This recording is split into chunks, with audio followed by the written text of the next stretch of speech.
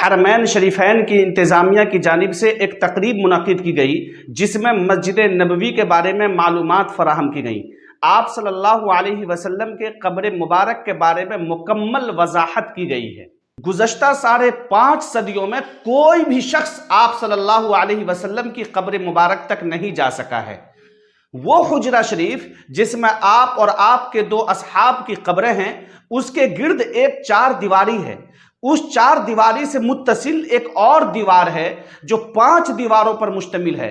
یہ 5 کونوں والی دیوار حضرت عمر ابن عبدالعزیز رحمۃ اللہ علیہ نے بنوائی تھی، اور اس کے 5 کونے رکھنے کا مقصد اسے خانہ کعبہ کی مشابہت سے بچانا تھا۔ اس 5 دیواری کے گرد ایک اور 5 دیواروں والی فصیل ہے۔ 5 کونوں والی فصیل پر ایک بڑا سا پردہ یا غلاف ڈالا گیا ہے۔ یہ سب دیواریں بغیر دروازے کے ہیں، لہذا کسی کے ان دیواروں کے اندر جانے کا کوئی امکان ہی نہیں ہے۔ روضہ رسول کے اندر سے زیارت کرنے والے بھی اس 5 کونوں والی دیوار پر پڑے پردے تک ہی جا پاتے ہیں۔ روضہ رسول پر سلام عرض کرنے والے عام زائرین جب سنہری جالیوں کے سامنے کھڑے ہوتے ہیں تو جالیوں کے سوراخوں سے انہیں بس وہ پردہ ہی نظر آ سکتا ہے جو حجرہ شریف کی 5 دیواری پر پڑا ہوا ہے۔ اس طرح سلام پیش کرنے والے زائرین اور حضور صلی اللہ علیہ وسلم کی قبر اطہر کے درمیان گو کے چند گز کا فاصلہ ہوتا ہے، لیکن درمیان میں کل 4 دیواریں حائل ہوتی ہیں۔ ایک سنہری جالیوں والی دیوار، دوسری 5 کونوں والی دیوار، تیسری ایک اور 5 دیواری، اور چوتھی وہ 4 دیواری جو کہ اصل حجرے کی دیوار تھی۔ گزشتہ 1300 سال سے اس 5 دیواری حجرے کے اندر کوئی نہیں جا سکا ہے سوائے 2 مواقع کے۔ ایک بار 91 ہجری میں حضرت عمر ابن عبدالعزیز رحمۃ اللہ علیہ کے دور میں ان کا غلام، اور دوسری بار 881 ہجری میں معروف مؤرخ علامہ نور الدین ابو الحسن السمہودی کے بیان کے مطابق وہ خود۔ مسجد نبوی میں قبلہ کا رخ جنوب کی جانب ہے۔ نبی پاک صلی اللہ علیہ وسلم کا روضہ مبارک ایک بڑے ہال نما کمرے میں ہے۔ بڑے ہال کمرے کے اندر جانے کا دروازہ مشرقی جانب ہے، یعنی جنت البقیع کے سمت۔ یہ دروازہ صرف خاص شخصیات کے لیے کھولا جاتا ہے۔ اس دروازے سے اندر داخل ہوں تو بائیں جانب حضرت فاطمہ الزہرا رضی اللہ تعالی عنہا کی محراب ہے، اس کے پیچھے ان کی 4 پائی ہے۔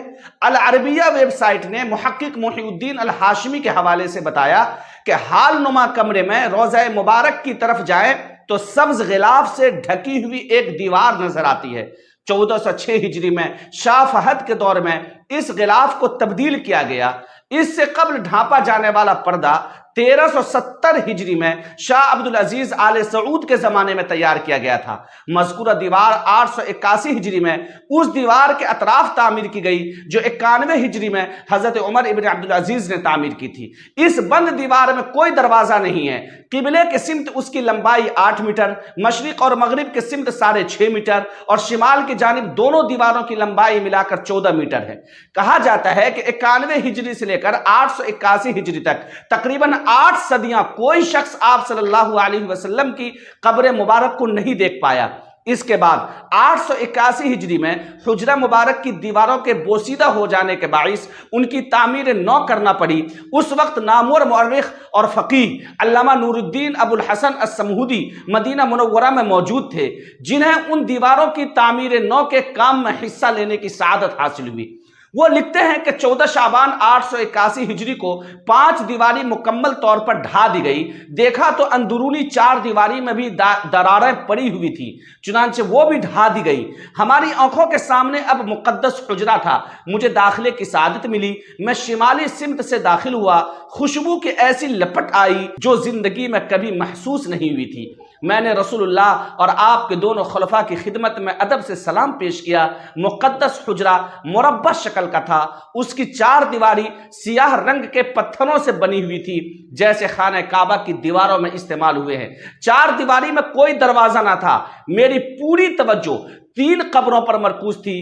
تینوں سطح زمین کے تقریباً برابر تھیں، صرف ایک جگہ ذرا سا ابھار تھا۔ یہ شاید حضرت عمر کی قبر تھی۔ قبروں پر عام سی مٹی پڑی تھی۔ اس بات کو 5 صدیاں بیت چکی ہیں جن کے دوران کوئی انسان ان مہر بند اور مستحکم دیواروں کے اندر داخل نہیں ہوا۔